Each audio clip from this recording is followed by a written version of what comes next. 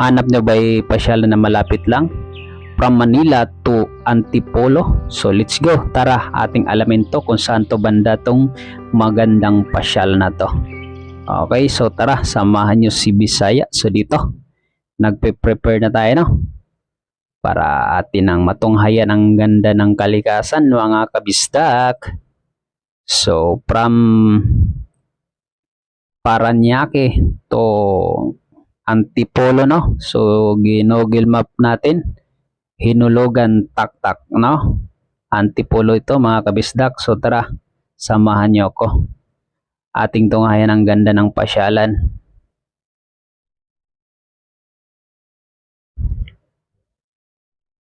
So bagong lahat, ayan, nakarating na tayo ng Robinson, Antipolo, no? So bibili muna tayo dito ng ating masusuot sa panligo. Okay. So bago ang lahat, ayan. So may nakita tayong nanghihingi, no? Binigyan natin ng kunting barya. Nag-share tayo ng ating blessing, mga kabisdak. So yun na, nandito na, Hinulugan Taktak, no? Narating din natin kaagad after 1 hour and 20 minutes, no? Galing ng Paranaque, mga kabisdak. So ito na ang entrance nila.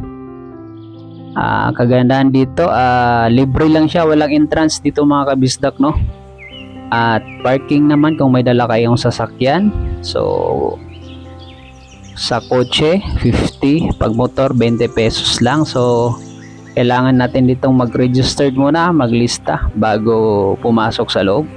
So take note, mga kabisdak, no? Pwede ditong maligo. Okay, so tara, ating lugayan, at libre lang dito maligo. Ito yung hagdan nila pababa. So yan, may mga hanging bridge pa, no, sa taas. Yun nga lang, sarado na yan kasi nga siguro i-renovate yan kasi medyo may kalumaan na noon. Nung bagong binuksan yan, gumagana siguro yung mga hanging bridge na yan, mga kabisdak. So ito na yan pababa. So ang ganda dito, mga kabisdak, no? Halimbawa ikaw ay stress na sa iyong buhay, stress sa kakatrabaho, punta lang kayo dito. Google map nyo lang, Hinulugan Taktak, Antipolo City, no? Okay, pagdating nyo ng Robinson, Antipolo, mga kabisdak, kakanan na lang kayo. So dito na po yan, malapit na po yan dito. At kagandahan, pwede kayo maligo dito, mga kabisdak, no? So yun nga, biglaan ang ano natin dito. At ito na, ang ganda ng falls, no? So kaya tinatawag siyang Hinulugan Taktak. Okay, so yan. At ang ganda dito, mag nilay-nilay at mag picture, mga kabisdak. So yan, may mga cottage din dito, no? Ayan, pwede kayo mag-climb. So may bayad yan, mga kabisdak, pero ang entrance is libre lang. Pero pag mag-climb kayo, ayan, at aakit sa taas at mag picture, may bayad po dyan, mga kabisdak, no?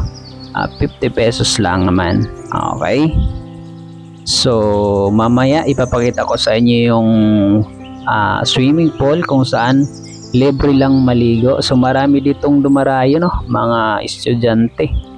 So may mga cottage din sa gilid. So ayan, ayan, ang daming cottage, nakahilera lang po sa gilid at libre lang po yan, no? Walang bayad, mga kabisdak.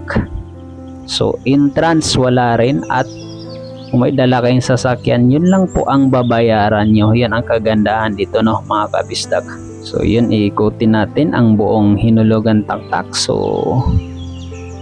Sunday pumunta dito, pero konti na lang ang tao dahil hapon to, no, mga kabisdak. Yun, ang ganda. So sa mga partner na gustong mag-rides at gustong ma-relax, or sa mga ayun, stress na sa Manila, dito napakasarap ng hangin, sobrang presko talaga, no? Marirelax, matatanggal lang yung mga problema, mga kabisdak. So yun, may mga hanging bridge. Yun nga lang yan, no? Ano na siya, sarado. Siguro i-renovate yan, may kalumaan na po kasi. So yun, mga kabisdak, tara, yun, samahan nyo ako dito sa bandang likuran. Ating silayan niya, no? Ayan, dito.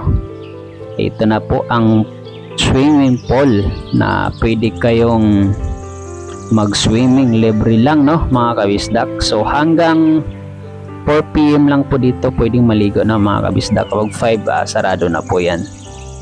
Okay, so yan, umuwi na tayo. After that, dito dumaan tayo sa overlooking ng Antipolo. Napakaganda talaga dyan, no? Marirelax talaga dyan. So kumain tayo dyan dahil restaurant dyan. So yun lang, maraming salamat mga kabisdak na nag-enjoy kayo.